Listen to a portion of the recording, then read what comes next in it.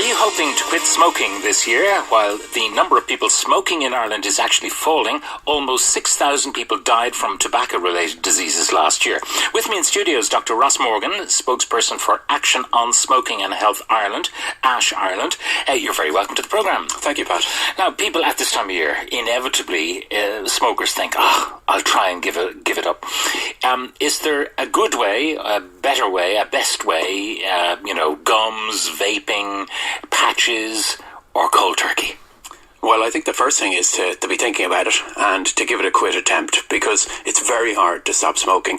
Most smokers who manage to be successful have tried many times, and so but also there are aids and there are things that can help to double your chances at least of quitting, and they be found readily available. Quit.ie websites, and there's a free phone number we could give out as well. Does it depend on the individual person? Like vaping might work for some, where you keep getting the nicotine, and then these little capsules, you can reduce the strength of the nicotine you're getting and eventually wean yourself off, allegedly painlessly. Yeah, I mean, that's the allegedly there with a capital A. But the difficulty is that most smokers are addicted to nicotine, and it's a very addictive substance, and it gives us great pleasure. It releases dopamine in the brain. When you say us, are you a reformed smoker? Are you St. Paul? I smoked in the past, yes, Pat, and I think that it's, as I said, a very strong addiction. In fact, one of the most addictive substances we know. But the way you spoke of it, the pleasure it gives you, it's kind of wistful on your part. Do you still miss them? I don't really, actually, no. There's plenty of other things that give me pleasure, thankfully, in my life now, Pat. The point, though, is that, smoking is pleasurable for most smokers. Having said that, the vast majority of them want to quit. So, therefore, they want to quit, but they find it very hard. And the reason for that is because most of them are addicted to nicotine. So taking in nicotine in a safer way would stand to reason as something that might help. So we do know that the effectiveness of the smoking cessation products and nicotine replacement products, if you want to use that term for the sort of umbrella of taking in nicotine in a safer way, we know that the devices that are effective, because they've been studied and shown to be effective and safe, things like patches, gums, lozenges and so on.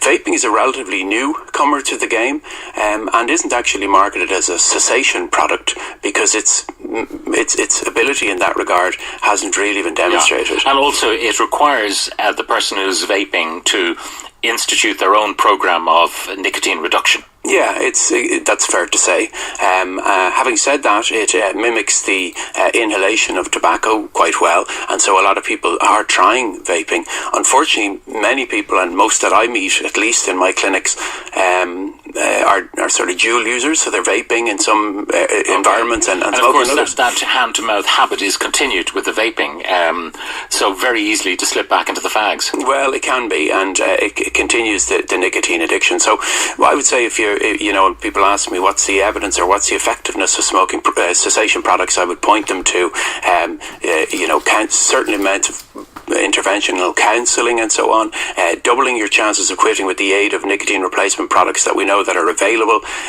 patches, gums, lozenges and so forth. And then there are other medications, by the way, Pat, that are very effective that you can talk to your GP about. The number of smokers in Ireland has fallen. Now, do we know why? Is it health education messages, or is it the pub and the fact that they're smoke-free? Is there a kind of a stigma attached to smoking now? I think that there's a number of different factors that play there, but the good thing is that our smoking rates have fallen. So probably in the last decade or a little over 10 years, rates have fallen from about 29% to under 19% now. So that's an enormous reduction. Now we have a target, and the tobacco-free Ireland target of less than 5% smoking by 2025. So it's a pretty ambitious target, but we are making some progress, yes, and that's the workplace smoke ban certainly was a big play in that. People who have been smoking, as they would see it all their adult lives, they could be in their 40s, 50s, 60s, and they're thinking it's too late. I mean, what's the point in giving it up? I've done the damage I'm going to do, so I might as well continue with my habit. What do you say to them? Well, they haven't done all the damage they're going to do. If they continue to smoke every cigarette you take and continue to smoke... Even someone in their late 60s, absolutely, for example? Absolutely, and there's plenty of evidence to show that your life expectancy is increased, even if you stop smoking at the age of 70.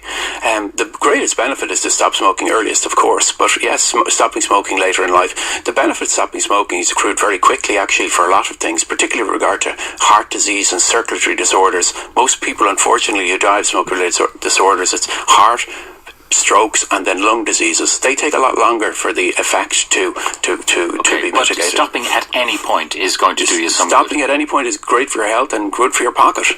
That brings me to the next point about taxation on cigarettes. How much of an inhibitor is that? Taxation. I think it's been demonstrated to be one of the most effective things. So increasing prices of cigarettes have led to people dropping off in smoking. Absolutely. I mean, it's been one of the biggest, probably the biggest tool we have. What about the packaging showing the disease effects of smoking, and then the move towards plain packaging? Yeah, I think that packaging, graphic displays of actually unfortunately the impact of what cigarettes do to you.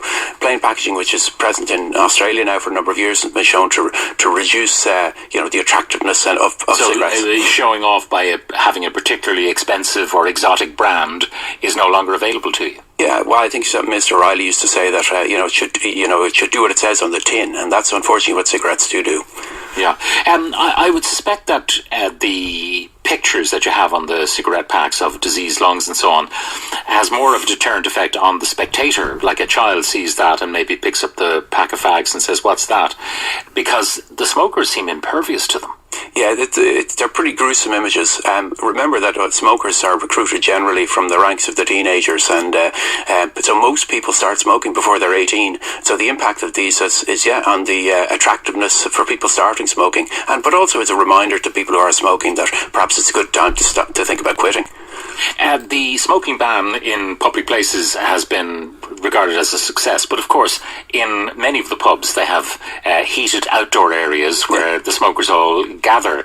I mean, is that something you'd like to see done away with, or would that be too much the nanny state? No, I don't think outdoor areas for smokers, I think it's fair enough that they're provided. I think it's important to remember why the workplace ban came into force, and that is it's a workplace. It's for people who are working in that environment, who are exposed to cigarette smoke in that environment. So if two people want to go out and smoke at each other, fair enough. They're both smokers, so they're not doing each other any more harm, one to the other. Well, I mean, I don't think they particularly are. I think that, like I said, it's an environment that people work in, and the evidence has been really very striking in terms of the benefit on people who work in the bar trade, for instance, in hotel and restaurants, on the impact of their cleaner air and environment for them. A question for you, Ross. I smoke a pack a day. If I quit cold turkey, might the body go into some kind of shock? Would it be better to reduce gradually over time? We know that people who reduce gradually are not as it's not as effective a mechanism of quitting. So you're less likely to stop if you do so gradually, and the best way to do so is to stop altogether. And as I said, the aids that are available, and there's a number of different websites. There's a free phone number, 1-800-201-203 Pat. But stopping smoking, thinking about it, setting a date, and doing it is really the most effective way. And remember that it's going to be hard, and that you'll fall off the wagon, but to try again. Yeah, I mean, there are people who say, okay, I smoke 20 a day, I'm going to reduce that to 10 a day, and they kind of ration themselves out, and they look forward to that 10th cigarette as much, and then they hope in a month's time it'll be 5 a day, and then they look forward to that 5th with relish, and then, they hope it's going to be 3 a day, and so on. It can work for some. It can work for some, but again, it's most effective to stop outright. And even it's funny, when you tell someone you've got a very serious medical ailment which has been exacerbated by your smoking, it's amazing how the number of smokers and not having them out on display is a good thing. And if this does represent the nanny state, you make no apology for this particular nanny, I presume. Yeah, well, in our house, the nanny is the granny, and that's a good thing. So I'm not sure about the nanny state arguments. Most people want to quit smoking, and smokers, there's only 1 in 5 of the population now smoking, and it's a public health measure after all. All right, well, if you want to try to quit smoking, you can contact the National Quit Line on call save 1850 201 203. And Dr. Ross Morgan, spokesperson for Ash Ireland, thank you very much for joining us in studio today.